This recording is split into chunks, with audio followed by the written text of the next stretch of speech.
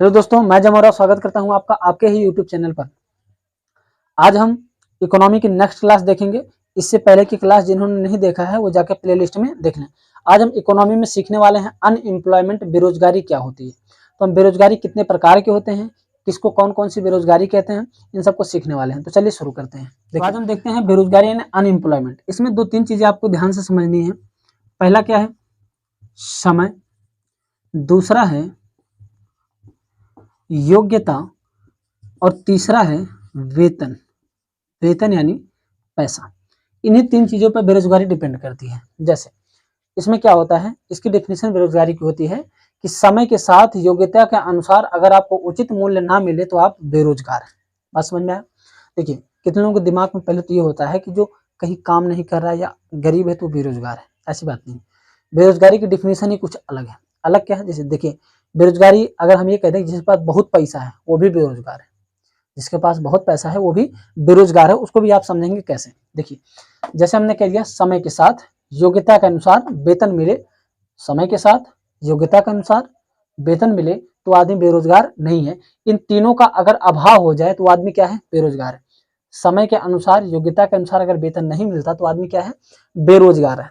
अब यहाँ पे वेतन की बात क्यों है? क्योंकि हम पढ़ ही रहे हैं इकोनॉमी। इकोनॉमी में तो हम पैसे की ही बात करेंगे, तो हर जगह ये वेतन आएगा ही आएगा। जैसे मान लीजिए कि आप एक कोई काम करने वाले हैं। आप मान लीजिए कि एक मिस्त्री हैं। क्या है आप? मिस्त्री हैं। हमने कहा आप मिस्त्री हैं और आपकी योग्यता इतनी है कि आप एक दिन के 500 रुपये ले सकते हैं। आपके अंदर इतनी योग्यता है कि आपको एक दिन का 500 रुपया मिलेगा। समझ में आ रहा? यानी रेट के हिसाब से, मार्केट के हिसाब से। ठीक, तो 500 रुपया मिलेगा, लेकिन एक दिन की बात हो रही है, 500 रुपया पर डे। अब आपसे क्या किया जाए कि जैसे पर डे आपको मान लो 6 घंटे काम करवाना है। कितना? 6 आवर। 6 घंटे काम करवाना है और आपसे करवा रहे हैं हम 10 घंटे।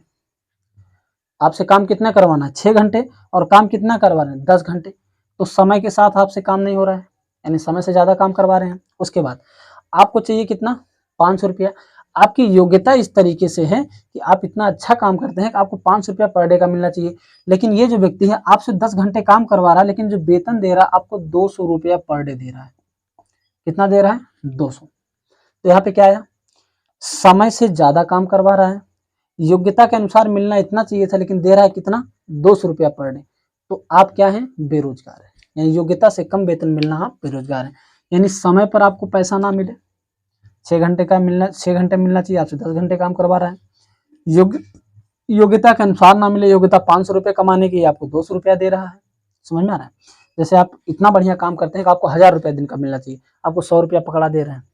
ये तो कोई बात हुई नहीं। तो उस हिसाब से अगर वेतन कम मिले तो इसे हम कहते हैं बेरोजगारी। इसको आप और अच्छे से समझेंगे आगे, ठीक है? और अच्छे से मैं समझाऊंगा इसको। पहले कुछ और चीजों को समझ लीजिए, फिर एक एक के बारे में बताता हूँ। देखिए, इसमें दो तरीके के फोर्स होते हैं। एक होता है लेबर फोर्स, लेबर फोर्स। एक होता है work force, work force. Labour force को हम कहते हैं श्रम शक्ति, श्रम शक्ति। और वर्क फोर्स को हम कहते हैं कार्य शक्ति। क्या कहते हैं? कार्य शक्ति। देखिए, जो लेबर फोर्स होता है इसमें रोजगार और प्लस बेरोजगार दोनों आते हैं। जो लेबर फोर्स है, श्रम शक्ति, इसमें रोजगार और बेरोजगार दोनों आते हैं। जबकि वर्क फोर्स में केवल और केवल रोजगार आते हैं। रोजगार यानी जो नौकरी वगैरह करते हैं। ये पूछ सकता है कि लेबर फोर्स में किसे किसे रखा गया, तो लेबर फोर्स में रोजगार और बेरोजगार दोनों को रखा गया है। जबकि वर्क फोर्स में यानी कार्य शक्ति में केवल रोजगार को रखा गया है। ठीक है? क्योंकि लेबर का मतलब क्या है? जो लेबरी श्रम कर रहे हैं, हो सकता है उसमें से कुछ लोग रोजगार में हो और हो सकता है कुछ लोग बेरोजगार हो। तो ज्यादातर तो क्या है? बेरोजगार है। लेकिन जो वर्क फोर्स है, कार्य शक्ति, यानी अगर वो कार्य कर रहा है तो इसका मतलब तो रोजगार है। तो ये दो पॉइंट आप याद रखिएगा। और बाकी क्या आपने हमने डिफिनेशन बताया, समय के साथ योग्यता के अनुसार अगर वेतन ना मिले तो आदमी क्या है? बेरोजगार है।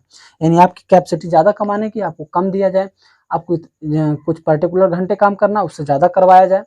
समझ में आ रहा है? तो इसे हम कहते हैं बेरोजगारी। ठीक है? तो हम आगे बढ़ते हैं। अब इसको नोट कर लीजिए। देखिए हम बेरोजगारी के टाइप देखेंगे, अभी आप सारी चीजें समझ जाएंगे। जैसे बेरोजगारी जो होता है ये कई प्रकार का होता है। पहला देखिए होता है शिक्षित बेरोजगारी। शिक्षित बेरोजगारी, शिक्षित बेरोजगारी, इस शिक्षित बेरोजगारी को हम कहते हैं एजुकेशनल बेरोजगारी। एजुकेशनल बेरोजगारी, एजुकेशनल अनएम्प्लॉयमेंट। मैं हिंदी इंग्लिश दोनों लिख दे रहा हूं ताकि आपको कोई दिक्कत ना हो। एजुकेशनल अनएम्प्लॉयमेंट, शिक्षित बेरोजगारी। शिक्षित बेरोजगारी किसे कहते हैं? यानी पढ़ा लिखा आदमी बेरोजगार हो। ठीक है, जरूरी नहीं कि आप पढ़ लिख लिए हो, बात समझिएगा। ऐसा नहीं कि आप पढ़ लिख लिए हो, आपको कोई नौकरी नहीं मिली तो आप बेरोजगार हो, जी नहीं। इतना ही नहीं, आप पढ़ लिख लिए हो, आप पढ़ लिख लिए हो, आपको कोई नौकरी नहीं मिली, आप बेरोजगार तो हो, लेकिन पढ़े लिखे लोग जो नौकरी कर रहे हैं वो भी बेरोजगार हैं। कैसे, समझिए। देखिए शिक्षित बेरोजगारी में क्या होता है कि एक आदमी है, ठीक है, वो सरकारी टीचर है। जैसे मान लो ये किया है क्या, पीएचडी। एक व्यक्ति है ए और ये पीएचडी किया हुआ है। इस पीएचडी किए हुए बच्चे को लगा दिया कहाँ, नर्सरी में, या फिर कह दो प्राइमरी में। प्राइमरी का टीचर बना दिया, किया है पीएचडी, बना दिया क्या, प्राइमरी का टीचर। बस समझ में आ रहा है?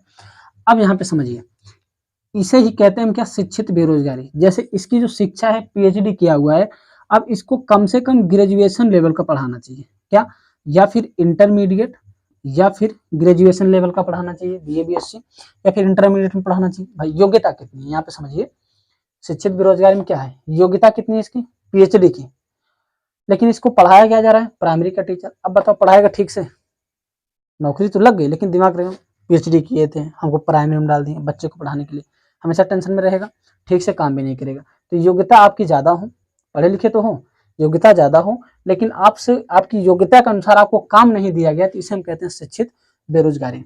इसमें क्या होता है देखिए, जैसे आपकी योग्यता क्या होती है, ज्यादा होती है, योग्यता ज्यादा, तो आपको वेतन क्या मिलेगा भाई, प्राइमरी पढ़ाओगे तो वेतन कम होगा, वेतन कम मिलेगा। योग्यता आपकी ज्यादा है, वेतन कम मिल रहा है, तो क्षमता ऑटोमेटिक कम हो जाएगी, क्षमता ऑटोमेटिक कम हो जाएगी। क्यों? क्योंकि मन से पढ़ाएगा नहीं, उसका मन क्या है, इंटरमीडिएट में पढ़ाने का, मैं पीएचडी किया हूँ इनको पढ़ाऊंगा।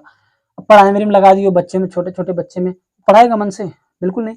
योग्यता ज्यादा है, वेतन भी कम कर दिया आपने, उसके कार्य के हिसाब से नहीं, जितनी उसकी योग्यता है, योग्यता के अनुसार उसको नौकरी नहीं मिला, योग्यता के अनुसार उसको वेतन नहीं मिला, तो क्षमता ऑटोमेटिक कम हो जाएगी, उस क्षमता से काम करेगा नहीं। जैसे मान लो दिन भर का दिहाड़ी आपको 400 मिलता है, आपको 200 रुपया पकड़ा है, तो आप काम करोगे, सीधा बोलोगे 200 देता, हम वो ऐसे करेंगे, बिना मन के करेंगे, ठीक से काम नहीं करेंगे। तो वही बात है, तो इसे कहते हैं शिक्षित बेरोजगारी, एजुकेशनल अनएम्प्लॉयमेंट। बात समझ में आया? योग्यता ज्यादा हो, वेतन कम दिया जाए, तो क्षमता ऑटोमेटिक घट जाती है, यह है शिक्षित बेरोजगारी। आई होप आपको ये समझ में आ गया होगा। ठीक, तो आप इसको नोट कर लीजिए, मिटा के मैं दूसरा लिखता हूँ। ठीक है,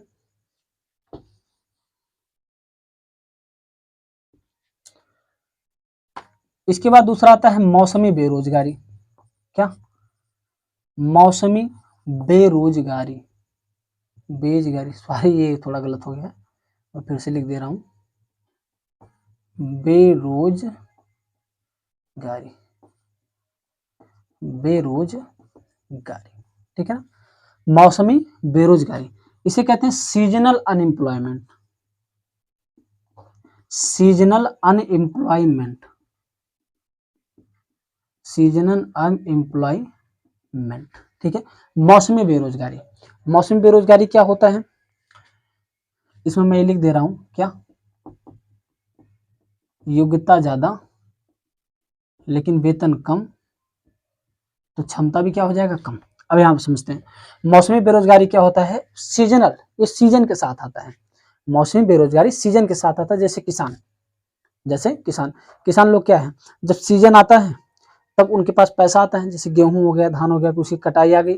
अब जैसे अभी मान लो गेहूं की दौराही आने वाली है, गेहूं की कटाई दौराही आने वाली है, तो जब वो सीजन आ जाएगा तब इनके पास पैसा आ जाएगा, वरना अभी तो क्या है, बेरोजगार है। तो सेम यही चीज होता है, यानी मौसमी बेरोजगारी जो होता है ज्यादातर किसमें देखा जाता है, किसानों में देखा जाता है। तो जो मौसमी बेरोजगारी है किसमें देखा जाता है, किसान में देखा जाता है।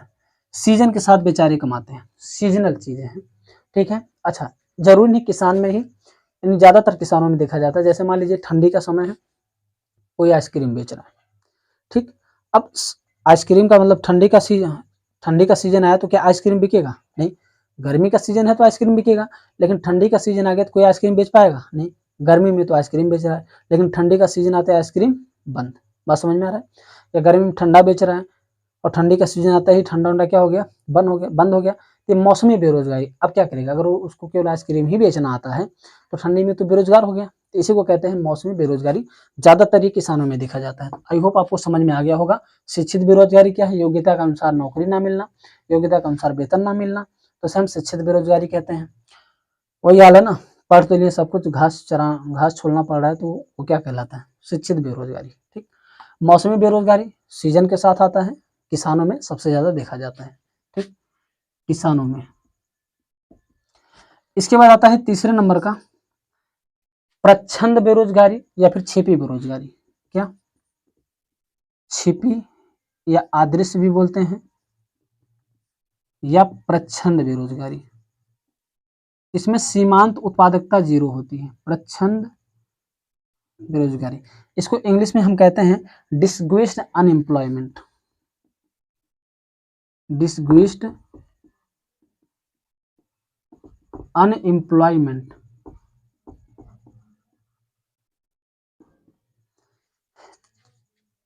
छिपी या अदृश्य या प्रच्छंद बेरोजगारी कहते हैं क्या? यहाँ पे बेरोजगारी हमने नहीं लिखा, समझ ले, बेरोजगारी हमने लिखा नहीं है, समझ जाइएगा। डिसग्विस्ड, ये जी है, डिसग्विस्ड अनएम्प्लॉयमेंट, छिपी या प्रच्छंद या फिर अदृश्य बेरोजगारी। इसे क्या कहते हैं? जब आवश्यकता से अधिक लेबर किसी काम में लगा दिया जाए और उसके होने या ना होने से कोई फर्क नहीं पड़ता, तो उसे हम कहते हैं छिपी बेरोजगारी। छिपी बेरोजगारी यानी आवश्यकता से ज्यादा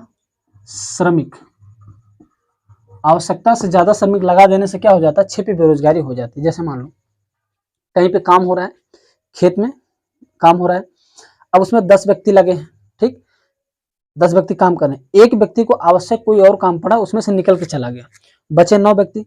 क्या काम रुकेगा? नहीं, काम नहीं रुकेगा। तो वो कर क्या रहा था? जो व्यक्ति गया, उसे हम कहते हैं छिपी बेरोजगारी।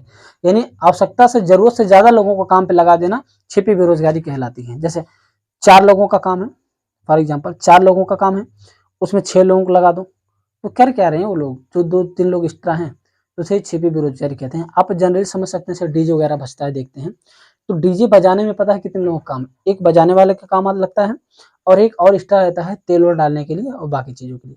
2 लोगों को बजाने में, ड्राइवर तो अलग चीज हो गया, 2 की जरूरत होती है डीजे बजाने में, लेकिन उसमें जाते कितने लोग? 6-7 लोग जाते हैं। तो 6-7 लोग जाते क्यों? उनको वेतन फोकट का दिया जा रहा है, उनके होने ना होने से कोई फर्क है नहीं, बस टहलेंगे। तो इसे हम कहते हैं छिपी बेरोजगारी या प्रच्छंद बेरोजगारी। तो आवश्यकता से ज्यादा श्रमिक लगा देना क्या कहलाता है? छिपी बेरोजगारी। यानी जरूरत 4 की है और लगा दिया हमने काम पे 8 लोगों को, तो 4 लोग, जबकि 4 लोग उस काम को प्रॉपर कर सकते हैं, तो 4 लोग और एक्स्ट्रा लगाने की क्या जरूरत थी? कोई जरूरत नहीं थी। तो उसे हम क्या कहते हैं? छिपी या प्रच्छंद बेरोजगारी। तो हमने 3 देख लिया, शिक्षित बेरोजगारी, मौसमी बेरोजगारी, छिपी या प्रच्छंद बेरोजगारी। इसके बाद आता है चक्रीय बेरोजगारी। चक्रीय बेरोजगारी, इसे हम कहते हैं साइक्लिकल अनएम्प्लॉयमेंट।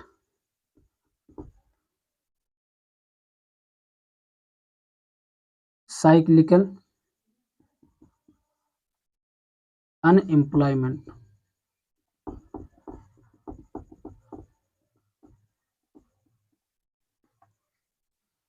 तो चक्रीय बेरोजगारी, साइक्लिकल अनएम्प्लॉयमेंट, इसमें क्या होता है? जब धंधा मंदा चले, धंधा या फिर कह सकते हो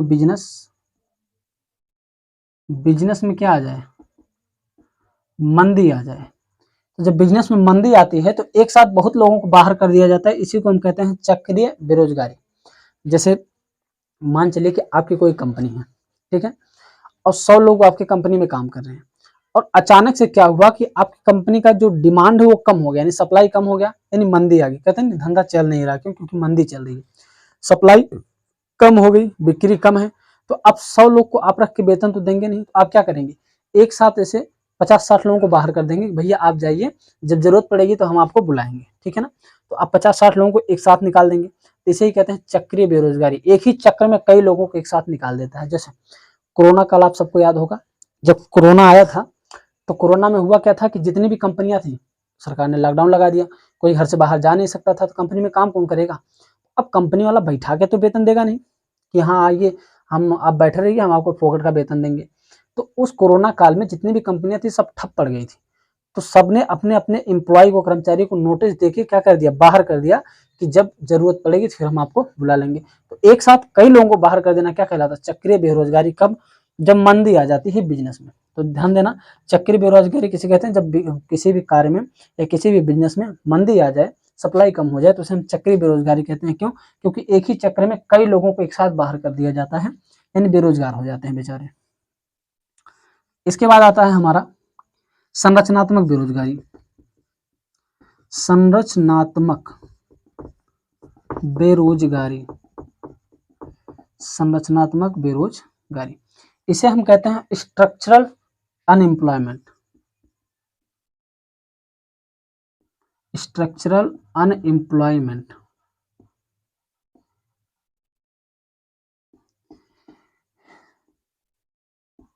इसमें क्या होता है, संरचनात्मक बेरोजगारी में देखिए, चक्री में क्या होता था, बिजनेस में मंदी आ जाती थी, लेकिन इसमें संरचनात्मक में क्या हो जाता था, एकदम बंद ही हो जाता था, धंधा एकदम बंद, मांग ही खत्म हो जाती थी। इसमें क्या कहते हैं, इसमें मांग कम होता था, यानी मंदी आ जाती थी, इसमें मांग जो है वो खत्म हो जाती थी। मांग, वो वाला मांग नहीं, सर वाला मांग मतलब डिमांड, मांग खत्म हो जाती थी। संरचनात्मक बेरोजगारी में मांग खत्म हो जाती है, तो उससे जो लोग बेरोजगार होते हैं उसे हम कहते हैं संरचनात्मक बेरोजगारी। तो जो संरचनात्मक बेरोजगारी होता है ये लॉन्ग टर्म होता है। कब, लंबे समय तक, इसको याद रखना, लंबे को बोलते हैं दीर्घकालिक। यह कब तक रहता है, लंबे समय तक रहता है। बाकी जो चक्री होता है ना, चक्री बेरोजगारी, ये थोड़े समय के लिए होता है, घर्षणात्मक भी थोड़े समय के लिए होता है। तो ये मांग में खत्म होने से संरचनात्मक बेरोजगारी हो जाती है। जैसे समझिए, मांग में क्या खत्म कैसे होता है, जैसे कोई बहुत पहले चीजें बन रही थी, अभी वो आती ही नहीं, तो मांग क्या हो गया, खत्म हो गया। जैसे फॉर एग्जांपल, पहले सादी पीस फोन आती थी छोटी वाली, लेकिन अभी क्या है, मांग अगर हम कुछ को छोड़ दें तो एकदम से खत्म है, क्योंकि अब सब लोग एंड्रॉयड पे शिफ्ट हो रहे हैं, सबको टच स्क्रीन फोन चाहिए, बड़ी बड़ी फोन चाहिए। तो जो छोटी फोन पुराने मॉडल में आते तो क्या हो गया, एकदम खत्म ही हो गया, उसकी तो मांग ही खत्म हो गई। या फिर पहले नोकिया के जो फोल्डिंग वाला फोन आता था वो तो एकदम बंद हो गया, अब पाएंगे ही नहीं, जो पुराने सेट पहले पुराने के समय में आता था। तो मांग खत्म हो जाना क्या कहलाता है, संरचनात्मक बेरोजगारी। और ये लंबे समय तक रहता है। लंबे समय तक कब तक रहता है, जैसे मांग खत्म हो गई, अब सब लोग बेरोजगार हो गए, तो अब जैसे मांग किसकी, डिमांड हो गई किसकी, बड़े फोन की, एंड्रॉयड फोन की।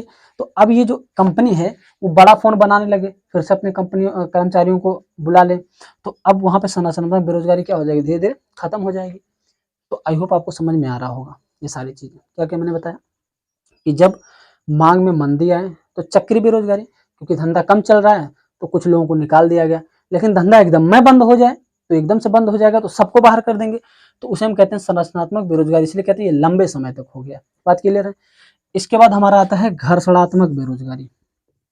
क्या, घर्षणात्मक बेरोजगारी, घर्षणात्मक बेरोजगारी,